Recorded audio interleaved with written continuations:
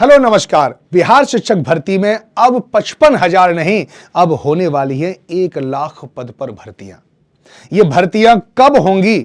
क्या आपके प्रयास यानी 3 प्रयासों की जो बात चल रही थी, क्या वो प्रयास को भी आगे बढ़ाया जा सकता है? उन सभी चीजों पर आज हम विस्तृत रूप से आपके साथ जुड़ेंगे। अगर आपको इससे रिलेटेड कोई भी प्रश्न अगर आपके मन में है तो आप कमेंट बॉक्स में जरूर लिख दें। तो चलें आज से प्रारंभ कर दें 1,00,000 पदों की भर्तियों के लिए तैयारी। लेकिन तैयारी से पहले क्या, वो बहुत सारी चीजें आपको इस थंबनेल से ही पता चल गई होंगी कि बिहार शिक्षक भर्ती में 1,00,000 पद हैं, अगस्त में होगी परीक्षा। ये बात याद रखना। कब आएंगे इसके आवेदन? ठीक है, क्या कुछ ऑफिशियल भी है? क्या प्रयासों की संख्या भी बढ़ेगी? ऐसे ही अनगिनत सवालों के जवाब मैं आपके लिए लेके आया हूं कि कब आवेदन होगा। पहली बात तो आपको यह याद रखना है कि आखिर आवेदन कब होगा। दूसरा प्रश्न जो है कि क्या प्रयासों की संख्या बढ़ेगी?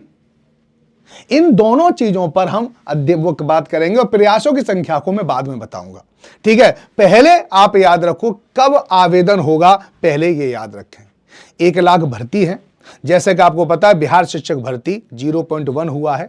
ठीक है, यानी इसको 1.0 हुआ है। फिर बीपीएससी ने बिहार शिक्षक भर्ती 2.0 भी कराया है।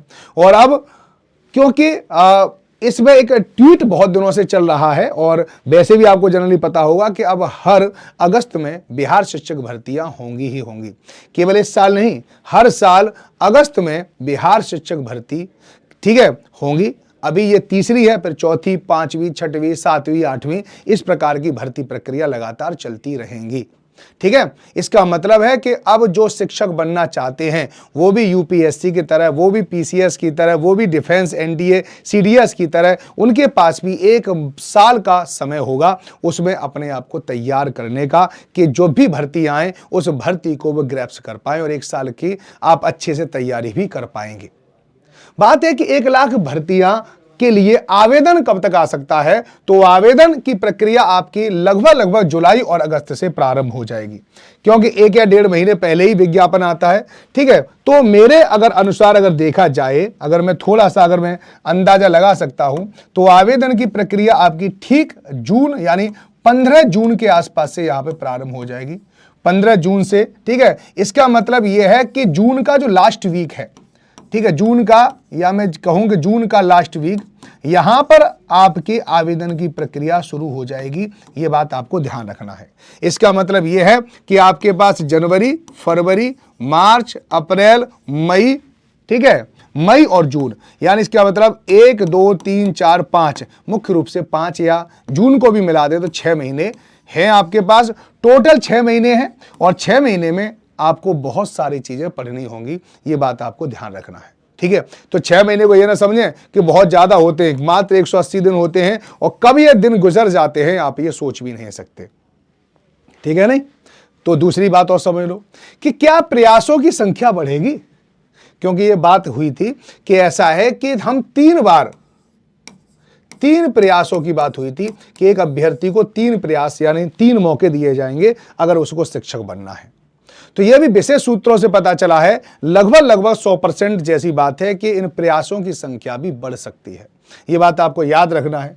ठीक है, नहीं, क्योंकि हमारे यहां पर बहुत सारे ऐसे हैं जिनका सीधा संबंध बीपीएससी आयोग से भी होता है। तो आयोग से बहुत सारे लोग होते हैं, जुड़े हुए होते हैं, तो वहां से कुछ अनऑफिशियल रिपोर्ट भी हमारे पास आ जाती हैं। अनऑफिशियल रिपोर्ट में ही मैं आपको बता रहा हूं कि ऐसे ही है जनरली कि इन 3 प्रयासों को बढ़ाकर, ठीक है, 5 प्रयास भी किए जा सकते हैं और 6 भी किए जा सकते हैं। लेकिन ज्यादातर बात हो रही है कि 5 प्रयास लगभग किए जा सकते हैं। ठीक है, अब देखिए ऑफिशियल नहीं है ये, लेकिन फिर भी आप एक तरह से श्योर हो सकते हैं। 90% कह सकता हूं, 10% तो नहीं कह सकता, लेकिन 90% नहीं है कि प्रयासों की संख्या बढ़ेगी, निश्चित रूप से बढ़ेगी। क्योंकि पहली बार तो आपको पता है कि जो आपके बीएड वाले थे उनको 1-5 में मौका नहीं मिला था, तो एक प्रयास तो उनका वैसे भी बड़ा होना चाहिए। वो तो लीगली भी है और वैसे भी उनके लिए भी बहुत जरूरी है कि वो प्रयास उसमें काउंट नहीं होना चाहिए, तो उनके लिए वो प्रयास एक्स्ट्रा वैसे भी बचेगा।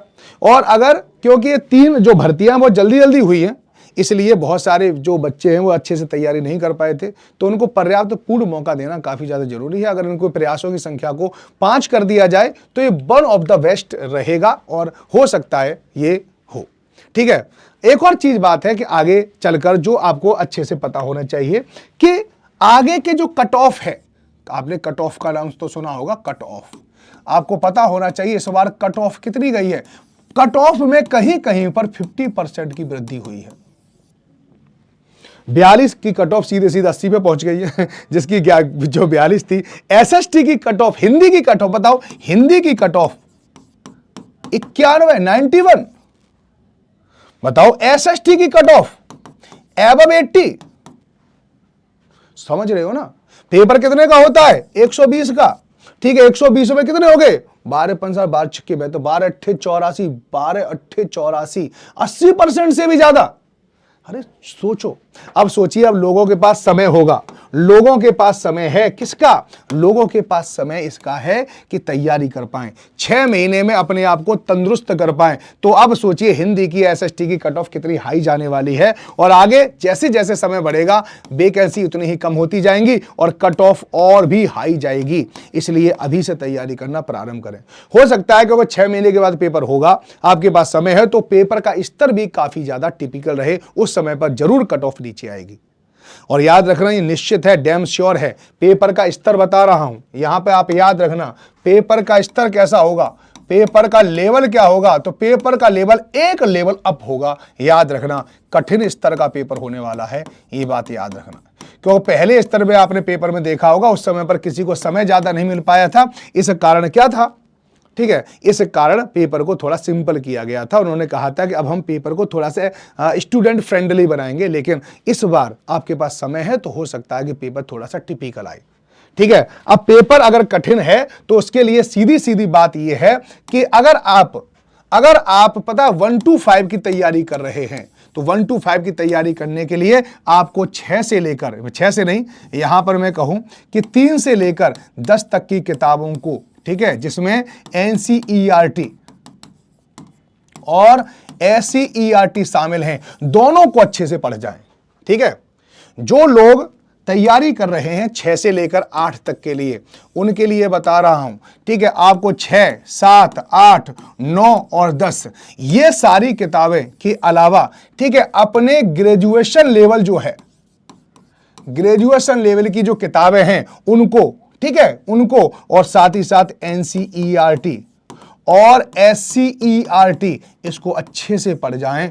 दोनों को अभी से पढ़ना शुरू कर दें। अगर आप 11th और 12th की एनसीईआरटी और पढ़ सकते हैं तो वन ऑफ द बेस्ट रहेगा। ये अभी आप कर सकते हैं क्योंकि अभी आपके पास समय है। 9 और 10th वालों के लिए ये भी आपको याद रखना, 6, 7, 8, 9, 10, 11 और 12 ये जो एनसीईआरटी और एससीईआरटी आपको पढ़नी है, ये बात आपको याद रखना, एनसीईआरटी और एससीईआरटी। और साथ ही साथ अपने ग्रेजुएशन लेवल का इसको भी याद रखना, इसको भी आपको कुछ कुछ पढ़ के जाना है, ध्यान रखना है ना, ये सब आपको पढ़ना है।